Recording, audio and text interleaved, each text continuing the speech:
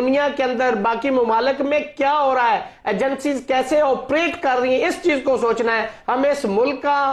جو مفاد ہے وہ سب سے عزیز ہے، اور ہماری طرف سے گول میز کانفرنس کہیں گے، آل پاکستان لیول پہ کہیں گے، ہم وہ بھی ارینج کریں گے، ہم اس کے میزبان ہوں گے، اس کے اخراجات ہم برداشت کریں گے. ہم چاہتے ہیں کہ یہ لوگ بیٹھے بس یہ آپ انیشیٹو لے لیجئے، مشکل سچویشن میری درخواست پر یہ آپ انیشیٹو لے لیجئے، پی ٹی آئی کی کمیٹی کو بلائیے اور 6-7 سینئر میں لیڈر جو پی بالکل ایم ایل این کو ان کو میں دعوت اعلان دیجئے. کرتا ہوں ملک صاحب، آپ کے بیہاف پہ، آپ کے چینل پہ ہم یہ انیشیٹو بھی لیں گے اور ہم ان کو دعوت بھی دیں گے، اور ہم چاہتے ہیں کہ آپس میں بیٹھے. ہر مسئلے کا حل بات چیت سے نکلتا ہے. اگر یہ آپس میں دونوں لڑ کے، دونوں ایک کا اس طرح منہ ہے دوسرے کا اس طرح منہ ہے، بات نہیں ہوتی تو یہ مسئلے حل نہیں ہوتے. بڑے بڑے مسائل جو ہیں وہ ٹیبل پہ بیٹھ کے لوگوں نے حل کیے ہیں، اور یہ بھی کوئی اتنا بڑا مسئلہ نہیں. اور میں سمجھتا ہوں کہ پی ٹی آئی نے جو مطالبات کیے ہیں کہ ان کے جو